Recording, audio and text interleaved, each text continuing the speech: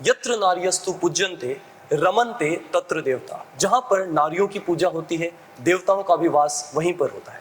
नमस्कार साथियों, मैं तन्मय धादीज गुरु कृपा परिवार की तरफ से आप सभी का गुरु कृपा के इस डिजिटल प्लेटफॉर्म पर स्वागत करता हूं, अभिनंदन करता हूं। जैसा कि आप सभी को पता है, नीट 2023 का रिजल्ट आ चुका है और हर वर्ष की भांति इस वर्ष भी गुरु कृपा के होनहारों ने 1800 प्लस सिलेक्शन देकर नीट में अपनी धाक जमाई है। और अगर मैं होनहारों की बात करूं तो मैं गुरु कृपा की बेटियों की बात करना चाहता हूं। जी हां, उन्होंने भी नीट में अच्छा स्कोर पाके एक बहुत बढ़िया बेहतरीन अपने आप को प्रूव करा है, अपने आप को साबित करा है। इसी वीडियो के माध्यम से मैं आप सभी को इंट्रोड्यूस करवाना चाहूंगा to Kavya Bansal, who has secured a score of 685 out of 720 in her NEET 2023 with 12th. Hello Kavya, कैसे हैं आप? बहुत बढ़िया, मुझे बहुत बढ़िया और बहुत जोरदार लग रहा है क्योंकि जो मेरा एक ड्रीम था, मुझे लग रहा है उसका मैंने एक फर्स्ट स्टेप अचीव कर लिया। मतलब इतनी अमेजिंग फीलिंग है कि वर्ड्स में कहीं नहीं जा सकती वो फीलिंग। बहुत बढ़िया।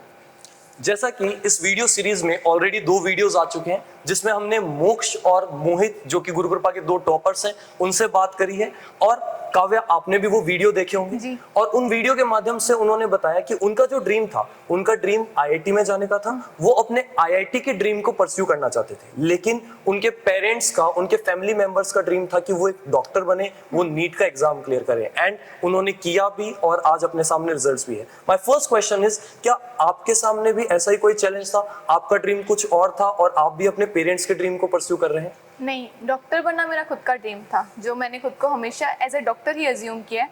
ये मतलब मेरे फैमिली मेम्बर्स नहीं चाहते थे, बल्कि कि उनका अपोजिट था। वो चाहते थे कि मैं टिपिकल जो गर्ल के लिए जॉब होती है ना, कि 9 to 5 वाली जॉब, एक डिसेंट सैलरी, वो चाहते थे कि मैं वो करूं। बट मेरा था कि नहीं, मुझे तो डॉक्टर ही बनना है। तो बट उन्होंने मुझे पूरा सपोर्ट किया इसके लिए और मेरी जर्नी में काफ़ी सपोर्टिव रहे वो। और फिर जैसे मतलब वो टिपिकल वाली जॉब थी, तो फिर मेरे को थोड़ा सा स्ट्रगल करना पड़ा क्योंकि रिलेटिव्स वगैरह, आसी पड़ोसी जो सारे होते हैं ना, उन्होंने मना किया था। कि उन्होंने कहा था कि रहने दे, डॉक्टर रहने ही दे, क्योंकि वो है कि रात को बुलाएंगे, दिन में बुलाएंगे, ऐसे वैसे हज़ार एक्सक्यूजेस। बट मेरे पास कोई एक्सक्यूज़ नहीं था, मेरे पास एक बस ड्रीम था, बीइंग अ डॉक्टर। जैसा कि आप बता रहे हैं कि आपका ड्रीम था डॉक्टर बनना, आपके पेरेंट्स नहीं चाहते थे कि आप डॉक्टर बने क्योंकि इट्स अ बिजी लाइफ, थोड़ा सा शेड्यूल बिजी होता है। एक मोटिवेशन अपने को आता है कि यार अपने को ये बनना है। आपको भी कहीं ना कहीं से मोटिवेशन मिला होगा कि मुझे यहाँ से डॉक्टर बनना है। आपने किसी डॉक्टर को देखा होगा, उनसे अच्छे काम करते हुए देखोगे। तो मेरा क्वेश्चन है कि आपको ये डॉक्टर बनने का मोटिवेशन कहाँ से? जो डॉक्टर बनने का मोटिवेशन है, मेनली मेरे को मेरे गांव की जो कंडीशंस है ना, वहाँ से मिला। जैसे मैं बात करूँ तो हमारे गांव में हॉस्पिटल तो है, जैसे तहसील है। अगर आसपास के एरिया में देखें तो सबसे बड़ा एरिया हमारा गांव ही है। वहाँ पर मतलब आसपास से काफ़ी, आप मान के चले 20-30,000 की पॉपुलेशन जो है वो हमारे गाँव के एक हॉस्पिटल पर डिपेंडेंट है। बट वहाँ पर ऐसी फैसिलिटीज़ नहीं है कि अगर किसी बंदे को आपको इमरजेंसी में वहाँ पर रखना पड़े तो वो फैसिलिटीज़ नहीं है। जैसे हमारे वहाँ हार्ट अटैक के केसेस बहुत ज़्यादा होते हैं और एक ऐसी बीमारी है जिसको आपको तुरंत ही ट्रीटमेंट देना पड़ेगा, इसमें आप डिले नहीं कर सकते। तो जब तक उन्हें ट्रीटमेंट मिलता है, गांव में तो है नहीं, तो उनको हम रेफ़र करते हैं बीकानेर, और जब तक रेफ़र करते हैं तब तक बीच में वो ख़त्म हो जाते हैं। जैसे कि एक है हमारे घर के पास में, एक हमारी रिलेटिव में थी, उनके जैसा लड़का था छोटा, उसके हार्ट में ऐसे छेद था। तो वो उस कंडीशन से गो थ्रू हो रहे थे, अचानक से उसकी कंडीशन एक दिन ज़्यादा हो गई तो उनको रेफ़र किया गया और वो बच्चा जो 1.5 या 2 साल का था वो बीच में ही ख़त्म हो गया। तो मैं इतनी ज़्यादा उस चीज़ से अफेक्ट हो गई, मतलब इतना ज़्यादा क्योंकि मैंने उनकी मदर को मेंटली अफेक्ट होते हुए देखा था उधर। तो मैं उससे इतनी ज़्यादा अफेक्ट हो गई कि अब मेरे जो डॉक्टर बनने का ड्रीम है, एक अपना हॉस्पिटल खोलने का ड्रीम है, वो मुझ पर हावी हो गया पूरी तरह कि अब तो ये करना ही करना है। तो आप एक अपने समाज को कुछ बेनिफिशियल देना चाहते हैं, अपने एरिया को, अपनी लोकेलिटी में एक पॉजिटिव इम्पैक्ट क्रिएट करना चाहते हैं और बेटर फैसिलिटीज देना चाहते हैं, ताकि अनसर्टेनिटीज जो अनरेगुलर इरेगुलर अनसर्टेनिटीज हैं वो कहीं ना कहीं रिड्यूस हो जाए। लाखों लोग इसी ड्रीम के साथ डॉक्टर बनने के लिए आते हैं ताकि वो अपने समाज में, अपने कम्युनिटी के में, अपने लोकल में, अपने विलेज में, अपने एरियाज में बेटर फैसिलिटीज को प्रोवाइड कर सके। और जैसा कि आप भी जब आए होंगे तो एक ड्रीम होता है, आपका विजन क्लियर था और उस विजन क्लियर की वजह से ही आपका स्कोर इतना अच्छा है। बहुत बार क्या होता है, 11th का बच्चा आता है, उसका इनिशियल डेज में विजन क्लियर होता है, वो बहुत अच्छी सी मेहनत करता है, लेकिन आफ्टर फ्यू टाइम उसका कुछ माइनर का स्कोर खराब आ जाता है, वो कहीं बुरी संगत में पड़ जाता है, तो उसके नेगेटिव विचार आने लग जाते हैं और उसका जो ड्रीम है वो क्रिस्टल क्लियर होने बजाय थोड़ा सा ब्लर हो जाता है, वो अपने विजन पर काम नहीं कर पाता है। आपके साथ भी ऐसा सिचुएशन आया होगा और ऐसे सिचुएशन में एज अ स्टूडेंट अपने को क्या करना चाहिए? जैसे विजन मेरा ब्लर तब हुआ था जब मैं ऑनलाइन से ऑफलाइन आई। जैसे मैं यहाँ पर आई तो फिर एक बार थोड़ा सा डर लगा, क्योंकि जब मैंने देखा आसपास तो कोचिंग की बिल्डिंग्स, जैसे जीसीए की बिल्डिंग आपको ध्यान है, एक साथ में काफ़ी सारी बिल्डिंग्स हैं। फिर वहाँ पर मैंने बच्चे देखे, मतलब हर गली में जहाँ देखो वहीं बच्चे, हॉस्टल्स, बच्चे, हर तरफ भीड़ ही भीड़। तब एक डर ये था मन में कि क्या अपने इस भीड़ में कुछ स्टैंड कर पाएंगे, अपनी कुछ वैल्यू होगी कि नहीं होगी इस भीड़ के अंदर। वो डर, उस टाइम विजन थोड़ा सा ब्लर होने लगा कि यार क्या मैं डॉक्टर बन पाऊंगी, जो सपना मैंने इतने टाइम से देखा है क्या उसको अचीव कर पाऊंगी। फिर मैंने सोचा कि डरने से तो कुछ होगा नहीं, फिर मैं क्या भाई डरूंगी तो क्या होगा, ज़्यादा से ज़्यादा क्या होगा, नीट में सिलेक्शन नहीं होगा और इससे बड़ी क्या बात होगी। तो मैंने सोचा कि देखो रिजल्ट तो मेरे हाथ में नहीं है, मेरे हाथ में सिर्फ एक चीज़ है, वो है हार्ड वर्क। तो मैंने कहा अपने हार्ड वर्क करते हैं।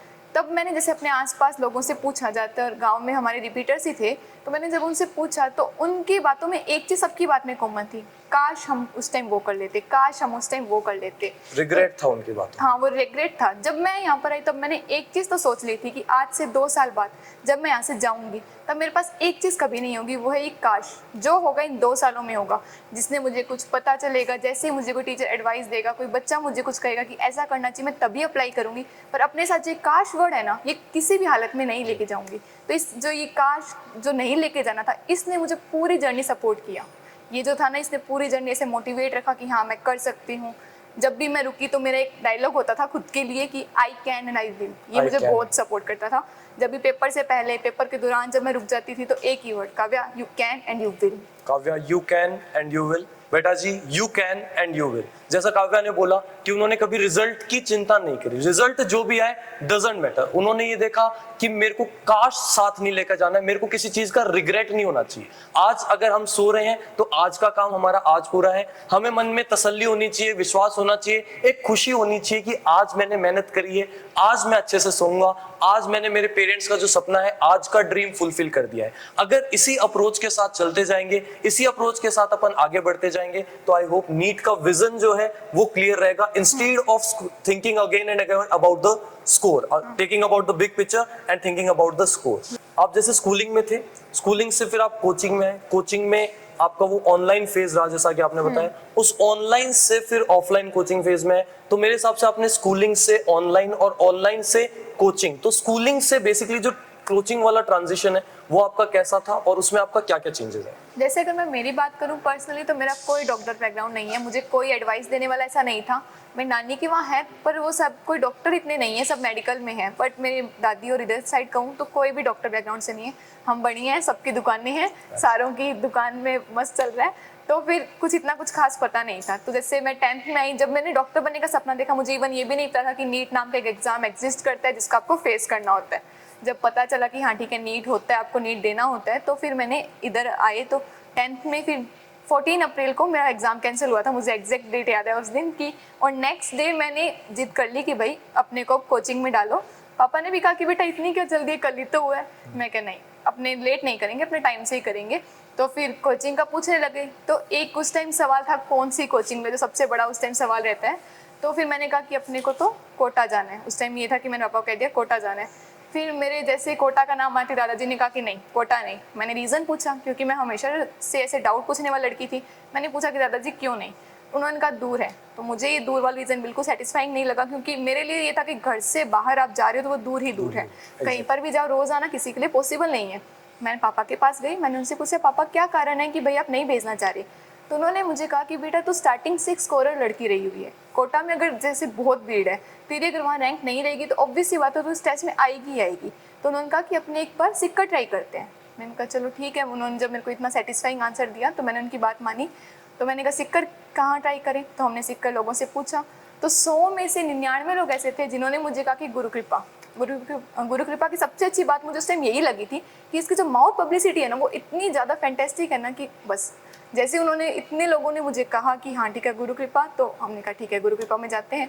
फिर मैंने पापा से दूसरा सवाल ये किया कि पापा अगर मैं सेटिस्फाई नहीं हुई तो उन्होंने कहा बेटा अपने कोई फोर्स नहीं है, तो 1 महीना ट्राई कर, सेटिस्फाई हुई तो ठीक है, नहीं तो अपने कहीं और ट्राई करेंगे, तो एक बार कोशिश करके देख। तो हमने 1 महीने का सब्सक्रिप्शन लिया, चालू कर दिया। ये 1 महीने बाद ये कंडीशन थी। उन्होंने जब मुझसे पूछा कि क्या है, मैं कहा पापा अब तो गुरु कृपा से ही करेंगे। मतलब टीचर्स वगैरह मैं इतनी ज़्यादा इंप्रेस थी, उनका डाउट सॉल्विंग जो सेशंस होते थे और सब इतना मुझे पसंद आया कि मैंने कहा अब तो गुरु कृपा से ही करेंगे। ऐसे मेरी जर्नी स्टार्ट हुई धीरे धीरे करके। ये ऑनलाइन ट्रांजिशन, ये ऑनलाइन वाला, ये पूरा भी ऑनलाइन चल रहा हाँ ये ऑनलाइन चल रहा था, 3 महीने मेरा ऑनलाइन चल रहा था। अब जब ऑनलाइन से ऑफलाइन है तो मैंने आपको बताया कि मेरे वो एक बार तो दिक्कत हुई। जैसे मैं आई थी ना, तो आते तो मेरे पास मेरे कोई बैकग्राउंड है नहीं डॉक्टर का, ना इवन हॉस्टल लाइफ का भी कुछ मुझे नहीं पता कि कैसी होती है। तो मेरे को जब आई तो मेरे पास एक होता है ना करण जो होती है मूवीज़ वाली हॉस्टल लाइफ होती है, वो मस्ती मजाक वो सब बढ़िया खाना वो सब, मैं सिर्फ वो अपने साथ लेके आई।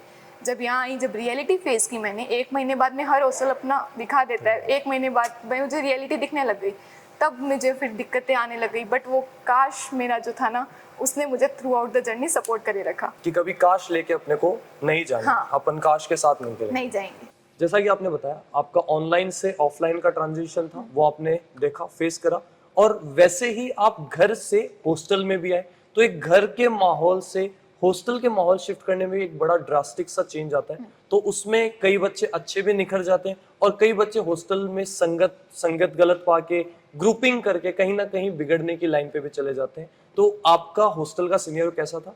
और अगर कोई बच्चा हॉस्टल में रह रहा है और रूममेट्स के साथ रहते हैं, तो रूममेट्स के साथ ऐसा नहीं होता कि हमेशा ही अच्छी बने, बहुत बार अलग टाइप के रूममेट्स भी मिल जाते हैं। तो आपका हॉस्टल में कैसा सिचुएशन था, आपके रूममेट्स कैसे थे? और अगर कोई सिचुएशन ऐसी आ जाती है उसमें अपन अनबन हो जाती है जैसे रूममेट से, तो उससे डील कैसे करें? जैसे अगर मैं बात करूँ रूममेट्स की, तो इस जर्नी में मैंने काफ़ी सारे रूममेट्स चेंज किए, जैसे टाइम टू टाइम अलग अलग। स्टार्टिंग में जब मैं आई तब रूममेट मेरी गांव की लड़की थी, जैसे वो होता है ना कि फैमिली वाले गांव वालों कैसे कि भाई 2 लड़कियां साथ में एक ही गांव की चले जाए, तो वही सीन मेरे साथ हुआ। बट सिचुएशंस ऐसी हुई कि ठीक है उन्हें वापस जाना पड़ा। तो फिर उसके बाद में रूममेट्स कुल मिला के मेरी ठीक रही ऑल द वे, कि ठीक है ओके ओके सी रूममेट्स थी। कुछ ऐसी मिल जाती थी कि थोड़ा नहीं होता था उनके साथ सेटिंग। तो मेरा एक मानना होता है कि 2 कान होते हैं, एक से सुने दूसरे से निकाले। तो यही होता था, जो इस तरह के मुझे लोग मिलते थे उनके लिए मैं 2 कान वाला सिचुएशन यूज़ करती थी। लास्ट जो मेरी रूममेट रही वो अंतरा चौधरी, जिसका भी 690 है नीट में स्कोर। तो वो उसके साथ मेरी बॉन्डिंग काफ़ी सही रही। जैसे कि हम फर्स्ट डे मिले तो मिलते ही मुझे रियलाइज़ हो गया था अंतरा को देख के कि अंतरा के डाउट में बड़ी दिक्कत आती थी। अंतरा थोड़ी ऐसा होता ना शर्माती थी, डाउट नहीं पूछती थी। तो मैंने उसको मिलते ही ये बात कहती थी अंतरा को कि भाई अंतरा डाउट तू नहीं पूछ पाती तो तू तेरे डाउट मुझे दे दे, मैं तेरे डाउट पूछूंगी। अब अंतरा की एक एबिलिटी थी कि अंतरा की सीटिंग पावर बहुत थी, अंतरा काफ़ी देर तक सीट हो जाती थी, पर मेरी ये नहीं थी।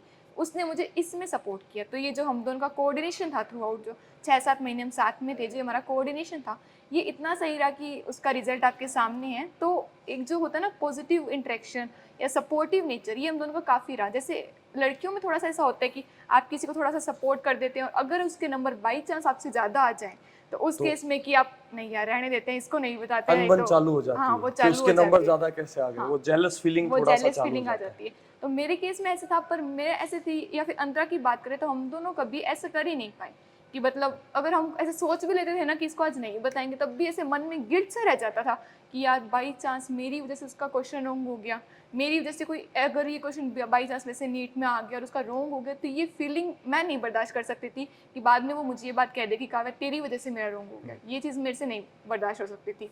तो ये जो हमारा नेचर था, सपोर्टिव जो नेचर था, एक सिम्बायोटिक रिलेशनशिप हाँ, में symbiotic थे आप। relationship। आप उसको सपोर्ट कर रहे थे डाउट्स हाँ। क्लियर करने के लिए और वो आपको सपोर्ट कर रही थी सिटिंग बनाने Sitting में, बनाने और में। उसका रिजल्ट आज हम देख भी पा रहे हैं। अंतरा भी गुरु कृपा से सिलेक्टेड है और उसका भी स्कोर 690 है आउट ऑफ 720। काव्या का स्कोर 685 है आउट ऑफ 720। दोनों का स्कोर ही बहुत बेहतरीन है और दोनों का ही स्कोर बहुत ही एक दूसरे से कंपैरेटिव है, बहुत ही आजू बाजू है। मैं सभी को यही बोलना चाहूंगा, अगर आपका रूममेट्स है तो आप एक सपोर्टिव नेचर के साथ कीजिए। अनबन होती रहेगी लेकिन उस अनबन में मन में भेदभाव नहीं होना चाहिए, एक जेलस वाला सिचुएशन नहीं आना चाहिए। अगर आपको कुछ आता है आप अपने रूममेट को समझाइए, उसको कुछ आता है आप उससे कुछ सीखने का कोशिश कीजिए। ऐसा ही हुआ जी। था? जैसे हमें योगेंद्र सर एक बात कहते हैं जब हम जैसे जाते हैं, तो योगेंद्र सर हमेशा कहते हैं कोई भी बंदा परफेक्ट नहीं होता, हर किसी में कुछ खामियां होती है और कुछ अच्छी बातें होती है। तो बेस्ट तरीका ये है कि आप जितना हो सके लोगों से उनकी जो अच्छी बातें वो अडॉप्ट करने की कोशिश सीखते जाओ। कीजिए, ताकि आप परफेक्ट तो नहीं हो सकते बट परफेक्शन की ओर थोड़ा सा आप आगे बढ़ सकते हैं। तो यही अंतरा और मेरे साथ हुआ, जो उसकी अच्छी बातें थी वो मैंने अडॉप्ट करने की कोशिश की, जो मेरी अच्छी बातें थी वो उसने अडॉप्ट करने की कोशिश की। मतलब नेगेटिविटी हाँ, को कंप्लीटली इग्नोर करना है completely और ignore। कोई भी सिचुएशन है उसमें सिर्फ पॉजिटिविटी ढूंढना है। ऐसा ही है। एक बहुत से बच्चों के साथ ऐसा होता है कि वो पढ़ाई करते करते खो जाते हैं। हाँ जी। वो अपने अलग ही ड्रीम्स में चले हाँ। जाते हैं, वो कहीं ना कहीं बस किताब खोल के बैठे रहते हैं और उनका ध्यान कहीं और होता है। और 2 टाइप के थॉट्स आते हैं, जैसे पॉजिटिव नेगेटिव की अपन बात कर रहे हैं। उनके कई बार थॉट्स आते हैं पॉजिटिव, अगर स्कोर अच्छा आया रहता है सब कुछ समझ में आ रहा होता है, तो अपन कभी खो जाते हैं और अपने स्कोर ऐसे पॉजिटिव देखते हैं कि यार मैं भी डॉक्टर बनूंगा, मेरा भी हॉस्पिटल होगा, मेरा भी होगा। बहुत बार स्कोर गिर जाता है, अपन डाउन्स आते हैं, अप्स भी आते हैं तो डाउन्स भी आते हैं, तो वहां पे अपन नेगेटिव सोचते हैं और अपने आप के बारे में ऐसे सोचने लग जाते हैं मैं तो कुछ कर ही नहीं सकता। आपके साथ भी बहुत बार ऐसे पॉजिटिव सोच भी आए थे और नेगेटिव। मैं अगर पॉजिटिव की बात करते हैं, सबसे पहले let's start from the positive. अगर मैं पॉजिटिव की बात करता हूँ, पॉजिटिव सोच कैसे आए थे, और पॉजिटिव सोच में डेफिनेटली आपका ड्रीम डॉक्टर बनना था, तो आप डेफिनेटली डॉक्टर बनने के बारे में सोचते थे, तो आप अपने पॉजिटिव थॉट्स में अपने आप को एज ए डॉक्टर कैसा फील करते हैं और कैसा डॉक्टर बनना चाहते हैं? अगर मैं बात करूँ अप एंड डाउन की, फर्स्ट ऑफ ऑल तो अप एंड डाउन मेरी जर्नी में बहुत थी। मेरी ऐसी सिचुएशन थी कि अगर मान लो 30 डेज की टेस्ट सीरीज है तो 15 डेज अप है और 15 डेज डाउन, और ये भी ऐसे अल्टरनेट पे होता था। एक दिन बहुत ही अच्छा स्कोर है आपका, एक दिन सडन डाउन है, तो वो होता है कि डाउन वाले दिन आपको खुद को थोड़ा सा पुश तो करना पड़ेगा। या तो आप ये कहें कि ठीक है डाउन भी आया तो इतना नहीं आया, आपने कम आए हैं इसका मतलब टॉपिक वीक है, सीधी सी बात है, कम आए हैं मतलब टॉपिक वीक है। वो तो ना एक्सेप्टेंस, एक जैसे एक पॉइंट यहाँ पर ऐड करना चाहूँगी कि एक्सेप्टेंस जो है ना क्वालिटी, वो हर बंदे में, चाहे वो नीट हो चाहे कोई भी कंपटीशन एग्जाम, इवन लाइफ, उसमें एक्सेप्टेंस की क्वालिटी होनी चाहिए कि अगर आप गिर रहे हैं, आपको कोई समझा रहा है तो आप एक्सेप्ट कीजिए कि हाँ आप में वो कमी है। ज़्यादातर बच्चे कहते हैं नहीं मेरी तो गलती नहीं है, मैंने तो ऐसे किया ही नहीं, बहाने देने जो हम कहते हैं, अपने आप से बहाना नहीं देना है, बहाना खुद को तो बहाना नहीं दे, एटलीस्ट मतलब बहाने दूसरों को दे दे, लेकिन अपने आप को नहीं दे। और अपनी कोई भी गलती है उसको एक्सेप्ट करें कीजिए। और उसको एक्सेप्ट करके इम्प्रूव करें, हाँ जी, और डेफिनेटली चेंजेस आएंगे। हाँ चेंजेस। फिर तो आप मतलब अगर आप खुद को एक्सेप्ट करने की क्वालिटी डाल लेते हैं तो मेरे हिसाब से आप कुछ भी अचीव कर सकते हैं। मैं नीट की बात नहीं करनी, आप अपनी पूरी लाइफ के अंदर अगर आप, ऑब्वियस बात है, आपको पता है कि आप में कमी है तो आपको सुधारने की कोशिश करेंगे, बट आपको पता ही नहीं है कि मुझ में कमी कहाँ है, तो फिर तो सुधारने का सवाल ही पैदा नहीं होता।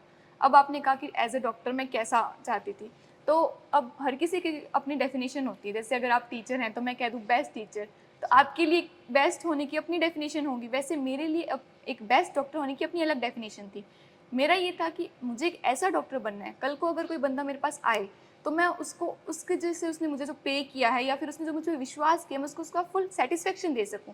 मतलब वो आए तो ऐसे आए कि भाई इस बंदी के पास आ गया ना तो अब कुछ अच्छा ही होगा, कुछ हमारे साथ बुरा तो एटलीस्ट नहीं करेगी, हमारे साथ कुछ अच्छा ही करके भेजेगी। मेरा एक ये विज़न क्लियर था। अब जैसे हम सुनते हैं कि डॉक्टर्स के पास आते हैं, स्पेशली अगर बुजुर्ग लोगों की बात करूं, तो वो ऑलरेडी उनकी कंडीशन ऐसी होती है, एक तो वो लाइफ के उस फेज़ में होते हैं जहाँ मतलब लास्ट में आने के बाद उनके होता है ना कि अपने कहते हैं कि बुढ़ापे में जो है अपने को उसको बच्चे की तरह ट्रीट करना पड़ता है। जैसे हमारे दादा दादी जो एक उम्र ले लेते हैं तो हमें पता है कि वो एक बच्चे वाला उनमें आ जाता है और हमें उनकी तरह ट्रीट करना पड़ता है। तो अगर आपके पास कोई पेशेंट जो स्पेशली बुजुर्ग है, अगर वो आपके पास आ रहा है तो एक उम्मीद के साथ आ रहा है कि ये बंदा हमारे को क्योर करेगा, बट अगर आप उस पर चिल्ला रहे हैं, झल्ला रहे हैं, तो फिर वो बंदा कैसे आप पे अपना विश्वास करेगा? बड़े पोलाइटली ट्रीट हाँ, करेंगे बेसिकली। आप उसको पोलाइटली उसको ये विश्वास दिलाइए कि जी हाँ आप जी सकते हैं, आपकी लाइफ अभी ख़त्म नहीं हुई।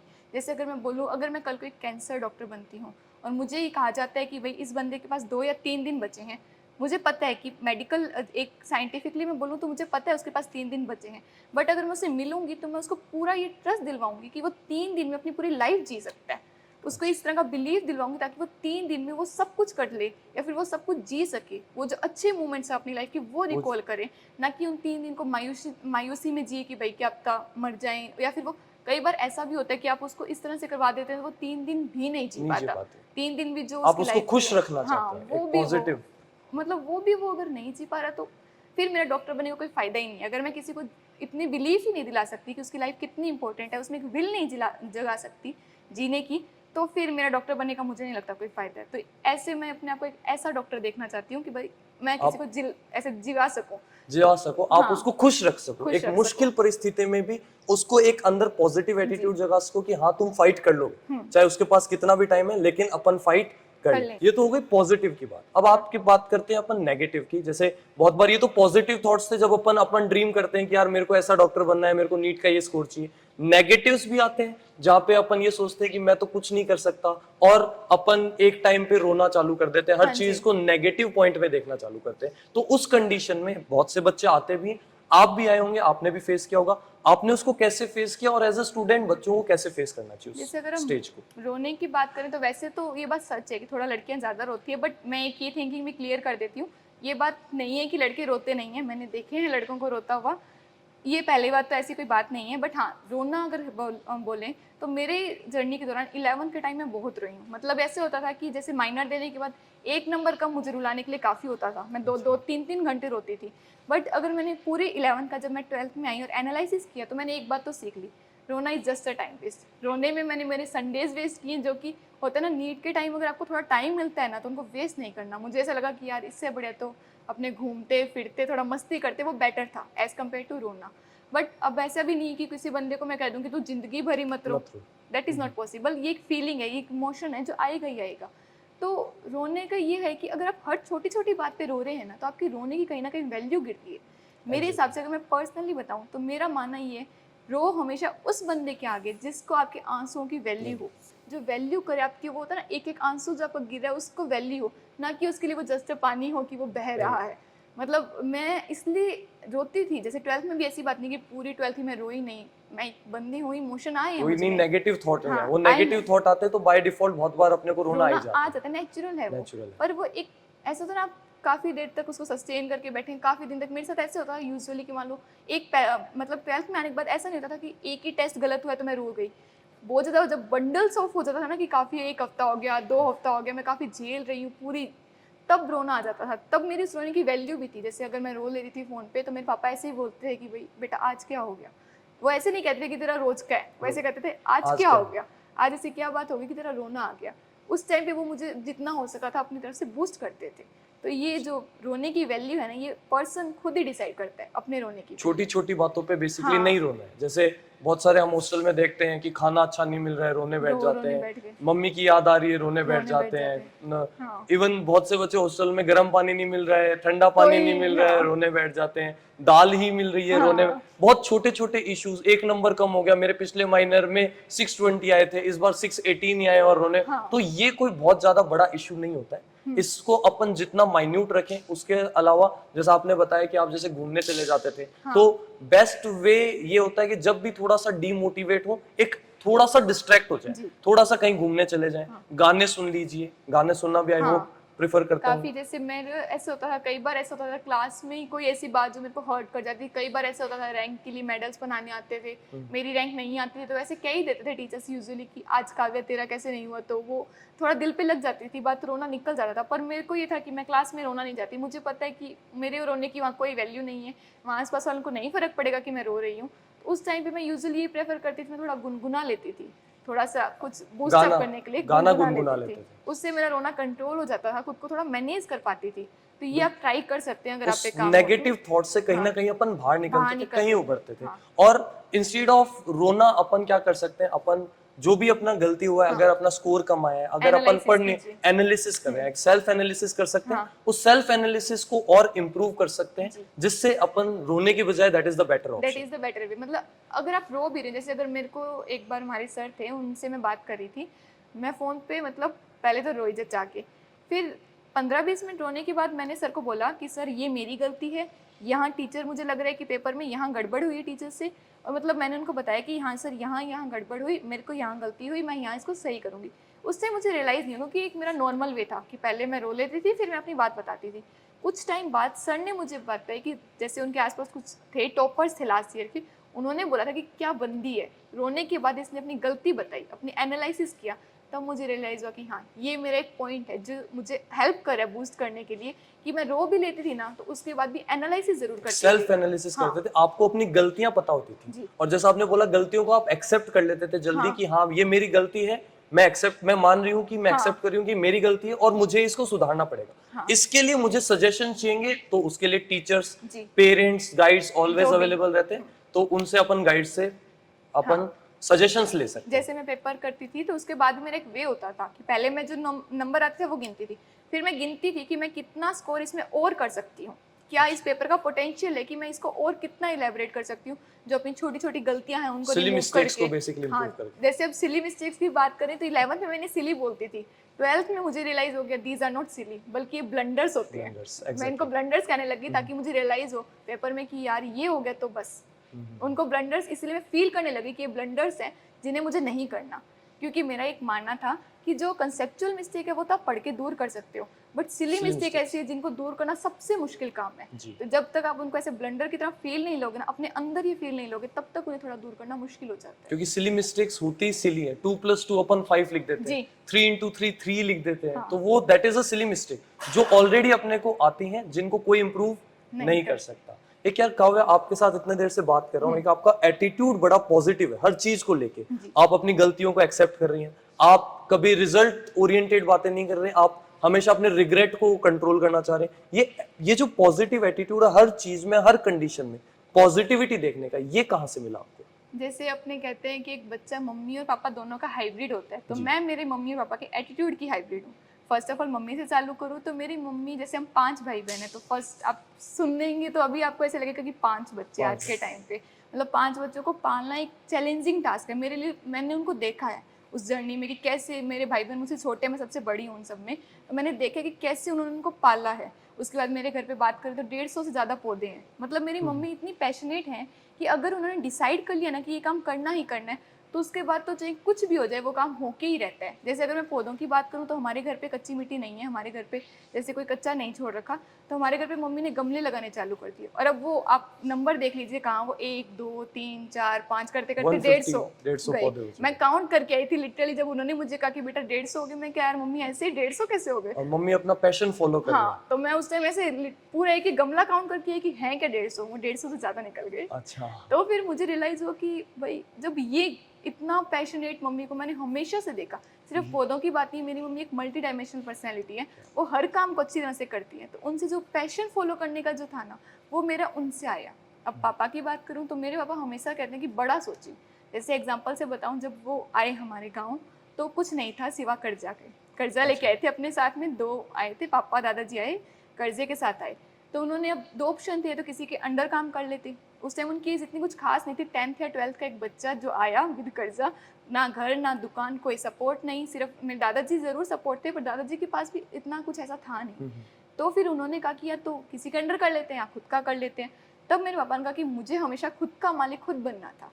तो उन्होंने एक छोटी सी दुकान हमने ली, फिर उसमें काम करना चालू किया, किराए की दुकान थी। धीरे धीरे करते करते आज हमारे घर में ऐसी कंडीशन है कि मेरी ज़रूरतें और ख्वाहिशें दोनों पूरी हो रही है।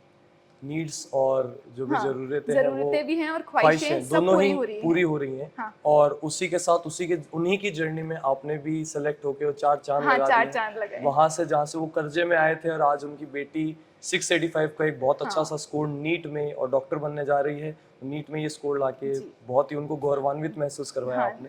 जैसे वो मेरे पापा का एक सपना रहा था कि कोई भी घर में गवर्नमेंट सर्विस में जाए। हमारे घर में कोई गवर्नमेंट सर्विस में नहीं है, तो उन्होंने मुझे यूजुअली, मेरे पापा की थोड़ी आदत कम है, बच्चों पे कभी थोपते नहीं हैं चीज़ों को, वो बस हमारे साथ शेयर करते हैं। जैसे ये जर्नी भी उन्होंने मेरे साथ शेयर की थी, कभी ऐसे नहीं कहा कि बेटा मैंने मेहनत की है तो तू ये करेगी ही करेगी, करना ही पड़ेगा। हाँ, ऐसा कुछ नहीं था। बर्डन नहीं डाला, Burden नहीं स्ट्रेस था नहीं कभी। डाला इस चीज का। बस यूजुअली कहा कि बेटा मेरा ही सपना है, तो देख ले, तेरे से हो सके तो ठीक, नहीं तो कोई ऐसा प्रेशर नहीं है तेरे ऊपर।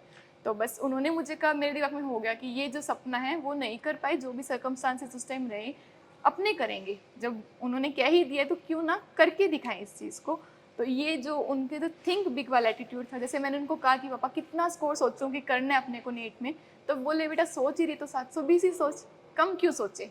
पेरेंट्स का भी आपने बताया आपका काफी बड़ा रोल था। मम्मी से आपने इम्प्लीमेंट करना सीखा और पापा से आपने बड़ी सोच रखना सीखा। लोग, बच्चे जो होते हैं वो बड़ी सोच तो रखते हैं लेकिन उसको इम्प्लीमेंट नहीं कर पाते। तो वो आइडिएशन वो आया पापा से कि यार कितना स्कोर लाना है पापा, कि लाना ही है। अब जब सोच ही रहे हैं, जब पूछ ही रहे हैं, तो बड़ा सोचते हैं, 720 सोचते हैं। थिंक बिग, थिंक 720, ऐसा सोचते हैं। थिंक बिग पापा ने सिखाया, अब वो थिंक बिग को इम्प्लीमेंट भी करना पड़ेगा। हाँ। और इम्प्लीमेंट करने के लिए कहीं ना कहीं मेहनत करनी पड़ेगी, एग्जीक्यूशन पे लाना पड़ेगा। तो वो आइडिया टू एग्जीक्यूशन जो मूवमेंट था वो मम्मी ने सिखाया। जैसे मम्मी का पैशन था कि पौधे लगाने हैं, तो मम्मी का काम डेली का काम, वहां से आपको मम्मी से मोटिवेशन मिला। बहुत सारे बच्चों के पेरेंट्स होते हैं वो उनके पेरेंटिंग में कुछ गलतियां कर देते हैं। गलतियां तो नहीं कह सकते उनको, लेकिन वो भी उम्मीद लगाए बैठे बच्चों से कि यार वो भी अच्छा स्कोर लाएंगे, और कहीं ना कहीं कभी ना कभी वो गुस्से में आके 1-2 बातें बोल देते हैं। नॉट इवन पेरेंट्स, रिलेटिव्स बोल देते हैं, हॉस्टल के दोस्त बोल देते हैं, साथी कोई बोल देता है, कोई भी आपको ये बोल सकता है कि यार तुम्हें तो यही नहीं आता, आपको तो यही नहीं आता, अगर तेरे को ये नहीं आता तो आपका नीट में सिलेक्शन नहीं होगा। और इससे बड़ा एक डिमोटिवेट हो जाता है बच्चा। आपके साथ भी किसी ने आपको इस 2 साल की जर्नी में डिमोटिवेट करा होगा, उसको आपने कैसे हैंडल किया? अगर जैसे मैं मेरी बात करूँ तो मैंने आपको कहा कि घर वाले नहीं चाहते थे कि मैं डॉक्टर बनूँ, तो पहला तो स्टेप वही हो गया कि मुझे उनको इस बात के लिए कन्विंस करना था। जैसे मुझे मेरे मम्मी पापा को कन्विंस करने की ज़रूरत नहीं पड़ी, बट रिलेटिव्स में थे कि हाँ ठीक है डॉक्टर रहने दे। वो ऐसा नहीं मेरा बुरा चाहते थे, मेरा अच्छा चाहते थे, बट ठीक है उनको एक ऐसा था कि डॉक्टर के अलावा मैं बहुत कुछ कर सकती थी, क्योंकि इतना मेरे फैमिली को विश्वास था कि मैं जो भी करूँगी उसमें अपना बेस्ट दूंगी। एक बार जो चीज़ सिलेक्ट कर ली, जैसे ये भी एटीट्यूड जैसे मम्मी से ही आया कि जो चीज़ करने लग जाते थे उसको परफेक्ट करते थे। बट ये था कि हाँ डीमोटिवेशन ऑब्वियस ही बात है, सबको आता है। ये इतनी बड़ी जर्नी है कि आप ऑलवेज मोटिवेट नहीं रह सकते। इवन ये मैंने कहीं सुना था कि आप पूरे डे में 24 आवर्स भी मोटिवेट नहीं रह सकते, आप कहीं ना कहीं जाके डीमोटिवेट हो ही जाते हैं। तो उसका मेरे हिसाब से बेस्ट तरीका यही है कि अगर आप डीमोटिवेट हो गए हैं तो खुद को या तो आप अपनी जर्नी को देखिए। जैसे अगर मैंने कहीं पढ़ा था ये बात कि अगर आप डीमोटिवेट हो गए हैं तो आप देखिए कि आपने कहाँ चालू किया, आपका चालू करने का मकसद क्या था, क्यों आप उस अपने आप को उस वाइट कोट में देखना चाहते हैं। जब आप वहाँ पर सोचने लगते हैं ना कि यहाँ से चालू किया अब यहाँ तक आ गया हूँ, अब डीमोटिवेट होने से क्या होगा। जैसे मैं बताऊँ, मैं मेनली डीमोटिवेट हुई थी जब लास्ट के डीटीएस चल रहे थे। उस टाइम हुआ एक्चुअली ये कि इस बार अगर आप देखेंगे तो आरबीसी बोर्ड और हमारे डीटीएस कोलैप्स हो गए थे कि दोनों पैरेलल टाइम हो गया। तो उस टाइम बिना पढ़े हम टेस्ट दे रहे थे। टेस्ट मैंने मिस नहीं किए थे पर बिना पढ़े दे रही थी मैं उनको, तो मेरा स्कोर काफ़ी डाउन गया। तो मैंने मम्मी को कहा कि मम्मी, मैं रोने लग गई एक्चुअली, कि मैंने कहा मम्मी यार बस इतनी मेहनत करी और अब जब फाइनल टाइम आया तो मेरा स्कोर डाउन हो गया, क्या ही फ़ायदा जब मैं इतना मेहनत करके 2 साल आई हूँ और अब स्कोर डाउन हो गया। मैंने कहा मम्मी घर ले जाओ, अब नहीं। तब उन्होंने मुझे एक बात समझाई कि तू 2 साल से मेहनत करी है, अब ये लास्ट टाइम है, अगर अब तू ऐसे करेगी तो फिर तो तेरी मेहनत वेस्ट है। क्या हम देखो कभी मना नहीं करेंगे, हमारे घर के दरवाजे हमेशा खुलेंगे, मम्मी पापा आपको कभी मना नहीं करते अगर आप वापस जाते हैं तो। बट उन्होंने कहा तू तेरा सोचना, जब तूने इतनी मेहनत की है। तब उन्होंने मुझे एक एग्जाम्पल दिया, मुझे बहुत ही पसंद आया था वो। मेरी मम्मी, जैसे मेरे सबसे छोटे भाई बहन जुड़वा हैं, उससे जब वो प्रेग्नेंट थी तब मैं 12 साल की थी, तो एक सेंसिबल एज में थी मैं। तब उन्होंने मुझे कहा कि 9 महीने, पूरे 9 महीने मुझे बहुत स्ट्रगल रहा, पर जब लास्ट टाइम जब डिलीवरी होने वाली थी तब मैं इतनी हैप्पी थी कि फाइनली छुटकारा पड़ने वाला है। एक बार आप इमेजिन कीजिए, प्रेगनेंसी इज नॉट अ मजाक नहीं है, बहुत ही टफ टास्क है। तो उस टाइम जब उन्होंने वो जब होने वाली थी डिलीवरी, तब मेरे को याद है उस टाइम भी वही कंडीशन हुई थी गांव में कि नहीं, डॉक्टर्स ने मना कर दिया था, तो रश हुआ था कि तुरंत मम्मी को ले जाना पड़ा हमारे को। तब पूरा फैमिली कांप रही थी कि क्या होगा, और एक मेरी मम्मी खुश थी कि फाइनली छुटकारा पड़ेगा एक बार तो तब मम्मी ने कहा कि तू ऐसा करा कर, रोज़ की रोज़ अपना जो काम है वो फिक्स कर ले कि इतना काम करना है। शाम को सोए तो ये सोच के सो कि हाँ अब 30 दिन बचे थे उस टाइम, लगभग 30 दिन बचे हैं, अब 29 बचे हैं, अब 28 बचे हैं। इस तरह से मतलब अपने आप को एक मोटिवेट करके अब फाइनली ख़त्म होने वाला है। रोज़ रात को एक पूरे दिन का टास्क करके सोएगी तो एक खुशी मिलेगी कि हाँ आज का दिन गया, मैंने यूज़ किया, अपने ने उसको ख़त्म किया। इस तरह से मतलब ये छोटी छोटी जो बातें हैं ना, ये आपको मोटिवेट रखती है। वो डेली टास्क आपको कंप्लीट करना है, आज का काम जो आज दिया है वो आज का काम आज ही खत्म करना है। और इससे एक नींद भी अच्छी आएगी कि हाँ फाइनली आज अपन ने जो टास्क असाइन करा था खुद को वो भी हो गया। मैंने क्वेश्चन था कि जैसे बहुत बार बच्चे या फिर कोई पेरेंट्स या फिर कोई रिलेटिव आपको ऐसा बोल देता है कि आपसे नहीं होगा, तो उसका क्या रिप्लाई होना चाहिए? जैसे अगर कोई आपको उसको कैसे सोचना चाहिए? जैसे अगर कोई आपको ऐसे बोल दे, अगर जैसे पहली बात तो मैंने आपको कहा था कि 2 कान होते हैं। अगर कोई ऐसा बंदा है, जैसे अगर आपके कोई दूर का ही रिश्तेदार है, इतना मैटर नहीं करता, बट कुछ होते हैं कि आपके सीधे दिल पे लगती है।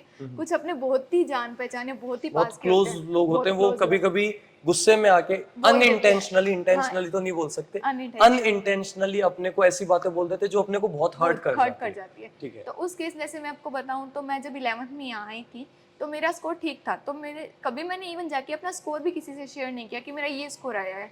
मेरे से आगे से पूछते थे तो मैं अपना पोलाइटली, जितना मैं पोलाइटली हो सके जवाब दे सकती थी मैं देती थी। बट फिर भी ऐसा होता था कि मतलब लड़कियां ग्रुप्स बना के पूछती थी क्वेश्चन, स्कोर ठीक था तो। पर एक ऐसे मेरी फ्रेंड ही थी, मैंने कभी फ्रेंड नंबरों के हिसाब से नहीं बनाए थे, जो भी था कम हो ज़्यादा हो, किसी ने मुझसे हंस के सवाल पूछा, मैंने हंस के रिप्लाई कर दिया। तो ऐसा ही हुआ कि मैं उसको रिप्लाई नहीं दे पाई क्योंकि मुझे जानना था, मुझे भी लेट हो रही थी। तब नेक्स्ट डे उसने मुझे कहा कि काव्या तुझमें बहुत एटीट्यूड आ गया, नंबरों का बहुत एटीट्यूड आ गया। वो बात मेरे दिल पे लगी क्योंकि मैं उस लड़की को काफ़ी टाइम से सपोर्ट कर रही थी, मैं चाहती थी कि वो मेरे साथ सिलेक्ट हो। तो वो, पर मैंने उसको कोई रिप्लाई नहीं दिया, मैंने उसको बस एक स्माइल दी और मैं चली गई। ठीक है, मैंने उसको ऐसे ही किया। फिर 12th आई, 12th में वो लड़की फिर मेरे पास आई और उसने मुझसे डाउट पूछा। मैंने तब भी नहीं कहा कि तूने उस टाइम मुझे ऐसा कैसे कह दिया। मैंने कहा ठीक है कोई बात नहीं, आपने डाउट पूछा, हमने द बेस्ट वे में उसको रिप्लाई दे सकती थी, मैंने उसको एक्सप्लेन किया डाउट। अब मुझे लगता है कि शायद जो मेरा रिप्लाई है उस तक पहुंच गया होगा। That is the best reply. That is the best reply, कोई हाँ। आपको अगर डिमोटिवेट करना चाहता है, कोई आपको ऐसे कहता है कि आप नहीं कर सकते, आपको नीचे गिराने की कोशिश करता है या आपको डिमोरलाइज करने की कोशिश करता है, आपको बार बार एक नेगेटिव थॉट्स Negative देने, thoughts, तो उसको कुछ रिप्लाई नहीं देना है। उसका बेस्ट रिप्लाई एक स्माइल है। अंदर उसको एज अ चैलेंज लेना है कि देख लेंगे, एज अ चैलेंज, ऐसे अंदर से मन में ऐसे करना है, चैलेंज एक्सेप्टेड, जी। ठीक है, ऐसा ऐसा करना है। attitude और होना चाहिए। बस एटीट्यूड अंदर से होना चाहिए, बोलना कुछ नहीं, बोलना कुछ नहीं। चेहरे पे एक स्माइल रखना, उसको अपने आप रियलाइज हो जाएगा।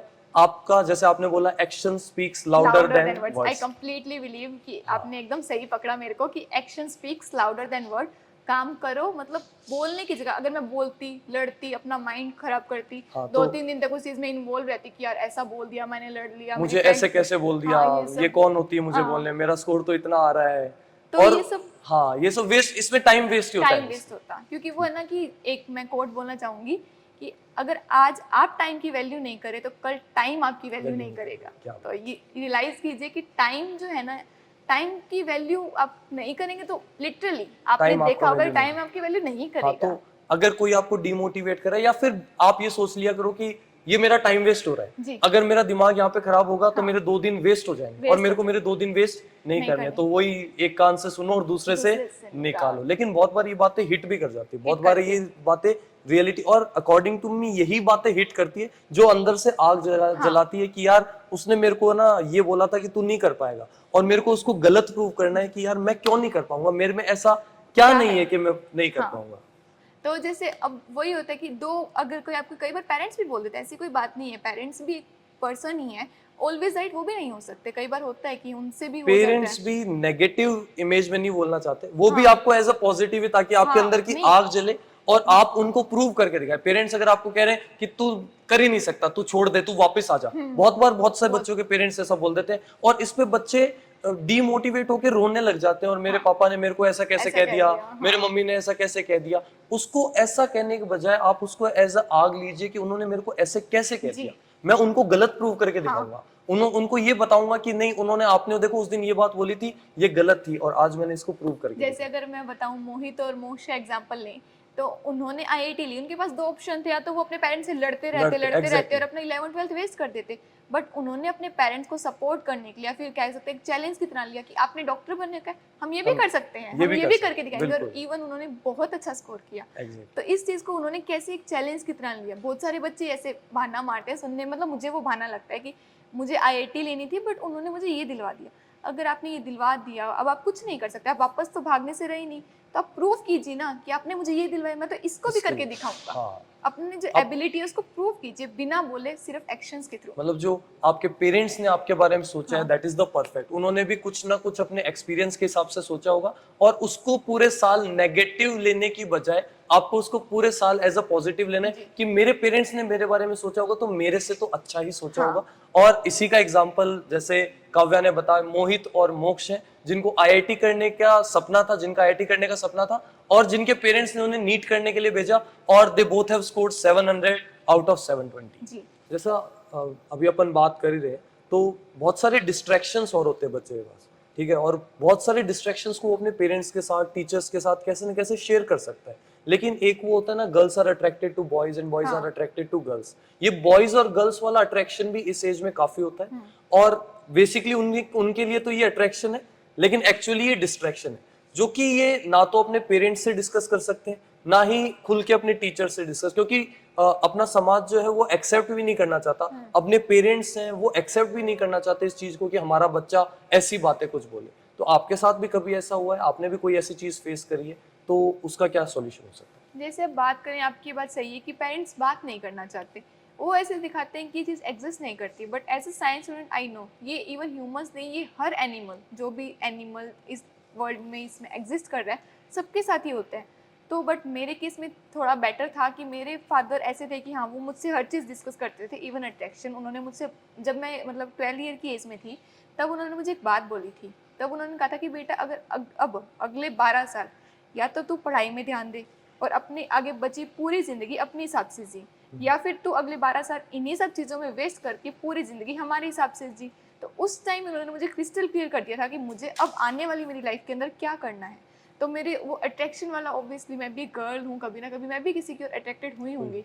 बट फिर मैंने उस टाइम पे ये बात सोची, उनकी वही बात जो थी वो मेरे दिमाग में तभी ऐसे आ जाती थी कि हाँ, उन्होंने मुझे वो कहा था, उन्होंने मुझे उसी एज में समझा दिया था कि हाँ ये सब होगा। तो मैं खुद को ऐसे कि नहीं काव्या, अभी तेरी एज नहीं है, तुझे अभी पढ़ाई पे ध्यान देना है, ये सब बात की बातें हैं, पहले अपने आप को एक सक्सेसफुल कैरियर में ला। क्योंकि ऑब्वियसली अगर इस एज में वो लड़कों या फिर लड़कियों दोनों को ऐसा लगता है कि हाँ हम जीवन भर वैसे साथ मरने जीने की कस्में खा लेना लेते हैं, जी। और फिर हाँ हम ये कर देंगे वो कर देंगे, बट रियलिटी जब आप रियल लाइफ में आते हो तब आपको पैसा चाहिए जीने के लिए, आपको एक अंडरस्टैंडिंग चाहिए, बहुत सारे other factors बहुत सारे भी हैं। फैक्टर्स चाहिए जो आपको चाहिए इस टाइम पे। और वो 4 दिन की चांदनी जो हाँ, बोलते वो हैं, 4 दिन की चांदनी होती है। हाँ, उसमें फिर क्या अपन बहुत सारी चीजें खो भी देते खो हैं। देते हैं, और बहुत सारे पेरेंट्स इवन समझाते भी हैं बच्चों को कि यार बेटा ऐसे नहीं करना चाहिए, तो बच्चे अपने आप को बड़ा समझते हैं कि पापा को क्या ही पता है, हाँ। मम्मी को क्या ही पता है, मम्मी पापा को थोड़ी कभी उन्होंने थोड़ी एक्सपीरियंस करा है ये सब, ये तो हमें पता है कितना अच्छा फील होता है, हम दोनों एक दूसरे के साथ हैं तो हम तो लाइफ टाइम के lifetime, ये सब हाँ। कस्में खा चुके हैं। और ये सब, ये बहुत छोटी सी एक इमेच्योर सी एज होती है। इमेच्योर होती और इस एज में अगर पेरेंट्स बच्चों को समझा रहे तो उन्हें समझना भी चाहिए, और बच्चों को as a student, as a बच्चे अपने पेरेंट्स के साथ ये बातें शेयर भी करनी चाहिए। और पेरेंट्स को इस बात पे रिएक्ट करने के बजाय, उन्हें डांटने के बजाय, उन्हें बड़े ही प्यार से एकदम कूल तरीके से समझाना चाहिए, उसके पॉजिटिव्स उसके नेगेटिव्स बताने चाहिए। हाँ, जैसे अगर मैं कुछ आपको एक इंसिडेंट से समझा सकती हूँ कि जैसे अगर स्कूल्स में ऐसा हो जाता था कि भाई कोई बच्चे, मेरे हिसाब से वो एक बचपना है कि अभी अगर मैं अब थोड़ी मैच्योर हो चुकी हूँ तो मैं कह सकती हूँ एक बचपना था, ठीक है, बच्चे आपस में अट्रैक्ट हो जाते थे, तो हमारे साथ भी कुछ ऐसा इंसिडेंस हुआ। तब ये था कि स्कूल वाले भी, आपको ध्यान है आजकल वर्ल्ड सारा ही तेज हो रखा है, तो बिल्कुल। उन्होंने, मैं बच्ची थी तो मुझे कन्विंस कर लिया कि घर जाके मत बताना। उन्होंने 2-3 दिन बाद वही बात इनडायरेक्टली मेरे फादर मोहर तक पहुंचा दी। तब उस टाइम पर मेरे पापा इतने समझदार थे, मेरा नेक्स्ट डे मैथ्स का पेपर था, उन्होंने मुझे कुछ नहीं कहा कि, उन्होंने फिर जब पेपर हो गया उसके बाद मुझे कहा कि बेटा ऐसे बात हुई, मुझे इस बात का बुरा नहीं लगा कि बात हुई, मुझे इस बात का बुरा लगा तूने मुझसे शेयर नहीं की, कि जब मैं तेरे साथ इतना फ्रैंक हूँ, मैं तेरे को हर बात बताई है, तो तेरी जिम्मेदारी बनती है कि तू मुझे आके बताए।